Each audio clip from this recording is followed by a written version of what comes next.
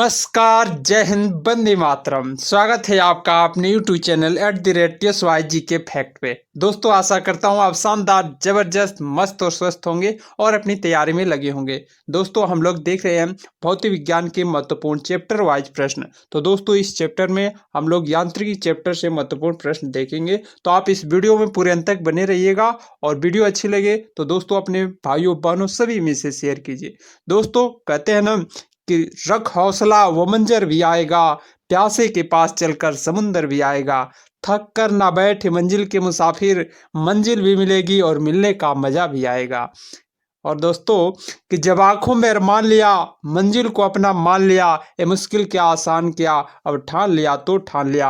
अब ठान लिया है दोस्तों तो उसे करके ही छोड़ेंगे। कहते हैं ना कि जब तक तोड़ेंगे नहीं तब तक छोड़ेंगे नहीं। तो दोस्तों, इस वीडियो में पूरे अंत तक बने रहिए और देखेंगे महत्वपूर्ण चैप्टर वाइज यांत्रिकी चैप्टर से महत्वपूर्ण प्रश्न। चलिए दोस्तों, बिना देरी के स्टार्ट करते हैं पहले क्वेश्चन से। पहला क्वेश्चन है दोस्तों, समुद्र में तैर रही एक शार्क यह दिखाती है, क्या दिखाती है? कर्षण या स्थैतिक घर्षण या सर्पिक घर्षण या बेलन घर्षण? कौन सा ऑप्शन सही होगा?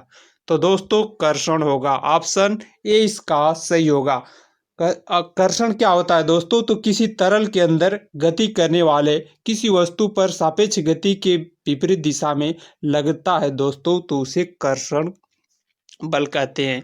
अगला क्वेश्चन है दोस्तों, बच्चे खेलते समय कैरम बोर्ड पर पाउडर इसलिए छिड़कते हैं, किस कारण दोस्तों? ऑप्शन ए घर्षण घटाने के लिए, घर्षण बढ़ाने के लिए और ऑप्शन सी है सुगंध देने के लिए, बोर्ड को चमक देने के लिए। कौन सा ऑप्शन सही होगा? बच्चे खेलते समय कैरम बोर्ड पर पाउडर किस लिए छिड़कते हैं? तो घर्षण घटाने के लिए दोस्तों। ऑप्शन ए इसका करेक्ट आंसर होगा। दोस्तों, सारे क्वेश्चन बहुत ही टॉप सेलेक्टिव क्वेश्चन है, किसी न किसी एग्जाम में पूछे गए हैं और आने वाले जितने भी एग्जाम है दोस्तों, UP police, Bihar police, Madhya Pradesh police, UP RO ARO और बैंक, एसएससी, रेलवे, सारे एग्जामों के लिए ये आपके लिए रामबाण क्लास है दोस्तों। तो आप इस वीडियो में पूरे अंत तक बने रहिए और क्वेश्चन का आंसर बताते चलिए। तो अगला क्वेश्चन देखते हैं दोस्तों, न्यूटन का निम्नलिखित में से कौन सा नियम बल की परिणात्मकता परिभाषित करता है? कौन सा नियम है दोस्तों? सार्वत्रिक गुरुत्वाकर्षण का नियम या ऑप्शन बी है गति का पहला नियम या गति का तीसरा नियम, गति का दूसरा नियम? कौन सा नियम है दोस्तों कि जो कि बल की परिणात्मकता परिभाषित देता है? कौन सा ऑप्शन सही होगा दोस्तों? तो न्यूटन का दूसरा नियम दोस्तों बल की परिणात्मकता परिभाषित करता है। ऑप्शन डी इसका करेक्ट आंसर होगा।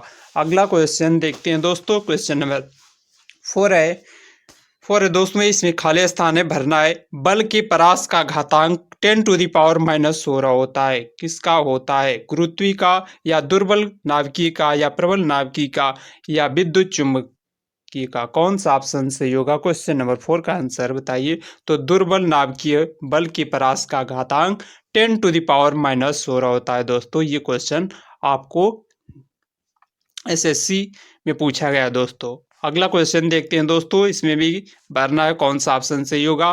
के अनुसार उस क्षेत्र के द्वारा विभाजित बल के बराबर होता है जिस पर यह कार्य करता है। कौन सा ऑप्शन सही होगा दोस्तों? क्वेश्चन नंबर 5 का आंसर क्या हो जाएगा? तो पास्कल का नियम जो होता है दोस्तों, पास्कल के नियम के अनुसार उस क्षेत्र के द्वारा विभाजित बल के बराबर होता है जिस पर यह कार्य करता है। तो पास्कल का नियम होगा। ऑप्शन ए इसका करेक्ट आंसर होगा। अगला क्वेश्चन है दोस्तों, जड़त्व किसके समानुपाती होता है? जड़त्व जो होता है I = mr², किसके समानुपाती होता है दोस्तों? तो क्वेश्चन नंबर 6 का आंसर बताइए। द्रव्यमान के या वजन के या लंबाई के या ऑप्शन डी है दोस्तों ऊंचाई के? कौन सा ऑप्शन सही होगा? क्वेश्चन नंबर 6 का आंसर बताइए। तो दोस्तों, जड़त्व जो होता है द्रव्यमान के समानुपाती होता है। जड़त्व I = mr² होता है।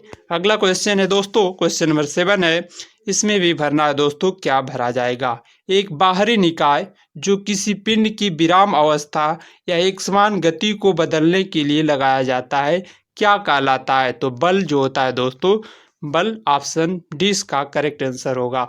बल वह बाहरी निकाय है जो किसी विराम की अवस्था या एक समान गति को बदलने के लिए लगाया जाता है। ऑप्शन डी इसका करेक्ट आंसर होगा।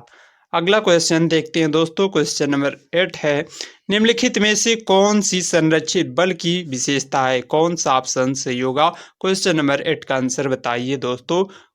ऊर्जा तापीय ऊर्जा के रूप में क्षय हो जाती है, ऑप्शन बी है। इसके द्वारा एक गोल पथ में किया गया कार्य शून्य नहीं है, और इसके द्वारा किया गया कार्य पथ पर निर्भर करता है, और ऑप्शन डी है, इसके द्वारा किया गया कार्य पूरी तरह से पुनरुत्पादित योग्य है। कौन सा ऑप्शन सही होगा? संरक्षित बल की विशेषता कौन सा होगा?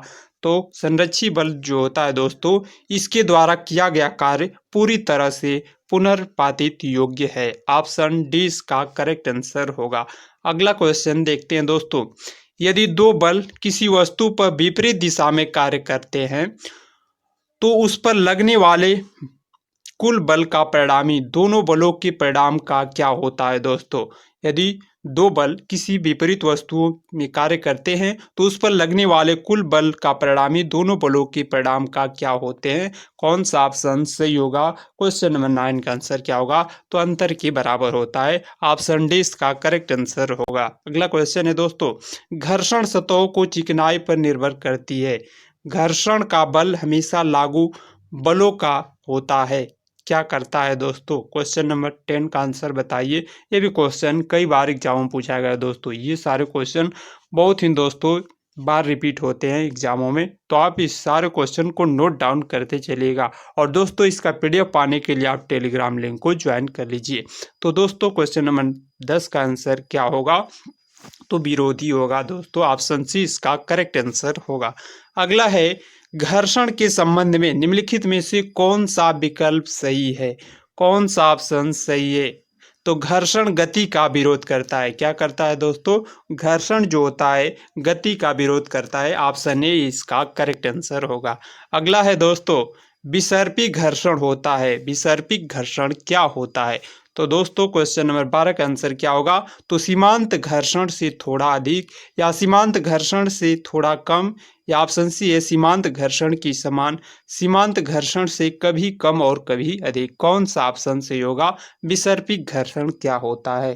क्वेश्चन नंबर 12 का आंसर क्या होगा दोस्तों? तो सीमांत घर्षण से थोड़ा कम होता है विसर्पी घर्षण। ऑप्शन 20 का करेक्ट आंसर होगा। अगला है, वह चाल जिस पर कोई वस्तु किसी ग्रह के गुरुत्वीय क्षेत्र से बाहर चली जाती है और कक्षा में प्रवेश करे क्या कहलाता है? वह चाल जिस पर कोई वस्तु जो है गुरुत्वीय क्षेत्र से बाहर चली जाती है और कक्षा में प्रवेश करे तो उसे क्या कहलाता है? पलायन वेग, या परिवर्तित वेग, या टर्मिनल वेग, या स्थिर वेग। कौन सा ऑप्शन सही होगा? क्वेश्चन नंबर 13 का आंसर क्या होगा दोस्तों? तो पलायन वेग होता है। ऑप्शन ए इसका करेक्ट आंसर होगा। अगला है, जब कोई पिंड दूसरे पिंड की सतह पर लुढ़कता है तो इसकी गति में प्रतिरोध को किस नाम से जाना जाता है? कौन सा ऑप्शन सही होगा? क्वेश्चन नंबर 14 का आंसर क्या हो जाएगा दोस्तों? खींचना, या ड्रैग, या द्रव फ्लूइड घर्षण, या सर्पिक स्लाइडिंग घर्षण, या लुढ़कन रोलिंग घर्षण। कौन सा ऑप्शन सही होगा? जब कोई पिंड दूसरे पिंड की सतह पर लुढ़कता है तो इस गति के प्रतिरोध को किस नाम से जाना जाता है? क्वेश्चन नंबर 14 का आंसर आपको बताना है। तो इसे रोलिंग घर्षण कहते हैं दोस्तों। क्वेश्चन नंबर 14 का आंसर डी होगा। अगला क्वेश्चन देखते हैं। अगला है, एक निकाय विरामावस्था में कहलाएगा कब दोस्तों? एक निकाय विरामावस्था में कहलाएगा। क्वेश्चन नंबर 15 का आंसर क्या होगा? तो क्वेश्चन नंबर 15 का आंसर क्या हो जाएगा? तो समय के साथ अपनी स्थिति में परिवर्तन नहीं करता है तो उसे विरामावस्था कहते हैं। ऑप्शन डी का करेक्ट आंसर होगा। ये भी क्वेश्चन दोस्तों कई बार एग्जाम में पूछा गया है। और रेलवे दोस्तों, रेलवे में तो ये सारे क्वेश्चन टॉप सिलेक्टिव क्वेश्चन है, तो आप इस सारे क्वेश्चन को नोट डाउन करते चलिएगा दोस्तों। यदि कोई वस्तु स्थिर है या निश्चित वेग से एक सीधी रेखा में गति कर रही है तो यदि उस पर कोई बाह्य बल नहीं लगाया जाता है तो वह अपनी प्रारंभिक अवस्था में ही बनी रहेगी। यह कथन किसका है? ये इंपॉर्टेंट क्वेश्चन है दोस्तों। कौन सा ऑप्शन इसका सही होगा? क्वेश्चन नंबर 16 का आंसर क्या हो जाएगा? तो न्यूटन का गति का प्रथम नियम है दोस्तों। न्यूटन के गति के प्रथम नियम है, जिसे जड़त्व का नियम भी कहते हैं। जो दोस्तों जिस स्थिति में है उसी स्थिति में बना रहना चाहता है। अगर गति में है तो गति में बना रहना चाहता है वो पिंड, और अगर स्थिर में है तो दोस्तों वह स्थिर में रहना चाहता है। तो यह जड़त्व का नियम है, न्यूटन का गति का प्रथम नियम हो। अगला है दोस्तों क्वेश्चन नंबर 17 का आंसर बताइए। निम्नलिखित में से कौन सा नियम रॉकेट प्रणोदक में शामिल होता है? तो कौन सा नियम शामिल होता है? ये क्वेश्चन दोस्तों कई बार पूछा गया है। ये रेलवे एग्जामों में दोस्तों तो कई बार पूछा गया है, और अन्य एग्जामों में भी दोस्तों ये पूछा गया है। तो क्वेश्चन नंबर 17 का आंसर बताइए दोस्तों, कौन सा नियम है? तो रॉकेट प्रणोदक में शामिल होता है न्यूटन के तीसरे नियम दोस्तों। तृतीय नियम क्या होता है? क्रिया प्रतिक्रिया, एक्शन रिएक्शन नियम जो है दोस्तों न्यूटन का तृतीय नियम है। अगला क्वेश्चन है 72 किमी प्रति घंटे के वेग का अर्थ क्या है? मीटर प्रति सेकेंड में क्या होगा दोस्तों? क्वेश्चन नंबर 18 का आंसर क्या हो जाएगा? तो दोस्तों क्वेश्चन नंबर 18 का आंसर हो जाएगा 20 मीटर पर सेकेंड। 72 किमी प्रति घंटा को दोस्तों इसे मीटर प्रति सेकेंड में बदलना है तो क्या हो जाएगा? 5/18 से इसको दोस्तों मल्टीप्लाई कर देंगे तो ये मीटर प्रति सेकेंड में प्राप्त हो जाएगा। अगला है यदि किसी पाइप का क्रॉस सेक्शन एरिया बढ़ाया जाता है तो द्रव प्रवाह की गति क्या होगा? यदि किसी पाइप की क्रॉस सेक्शन एरिया को बढ़ाया जाता है तो उसका द्रव की गति, प्रवाह की गति क्या हो जाएगी दोस्तों? क्वेश्चन नंबर 19 का आंसर क्या हो जाएगा? तो घटेगी दोस्तों। क्रॉस सेक्शन एरिया जब बढ़ा देंगे तो उसकी प्रवाह की गति जो है धीमी हो जाती है। और अगला है त्वरण के परिवर्तन की दर के बराबर होता है। ये इंपॉर्टेंट क्वेश्चन है दोस्तों, त्वरण किसके परिवर्तन की दर के बराबर होता है? क्वेश्चन नंबर 20 का आंसर बताइए। तो वेग दोस्तों, वेग परिवर्तन की दर को क्या कहते हैं? त्वरण कहते हैं दोस्तों। वेग परिवर्तन की दर को त्वरण कहते हैं। थैंक्स दोस्तों। अगर ये वीडियो अच्छी लगे तो इसे लाइक कीजिए और अपने दोस्तों, भाइयों, बहनों सभी में इसे शेयर कीजिए दोस्तों, क्योंकि ये दोस्तों आने वाले सभी एग्जामों के लिए आपके लिए ये रामबाण साबित होगा।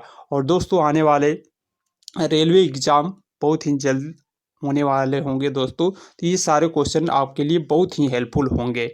तो दोस्तों आप इस वीडियो को सभी दोस्तों, भाइयों, बहनों सभी में शेयर कीजिए दोस्तों, और एक प्यारा सा कमेंट जरूर कीजिए कि आपको ये वीडियो कैसा लगा। और इसका पीडीएफ पाने के लिए आप टेलीग्राम लिंक को ज्वाइन कर लीजिए। तब तक के लिए मिलते हैं नेक्स्ट वीडियो में। जय हिंद दोस्तों।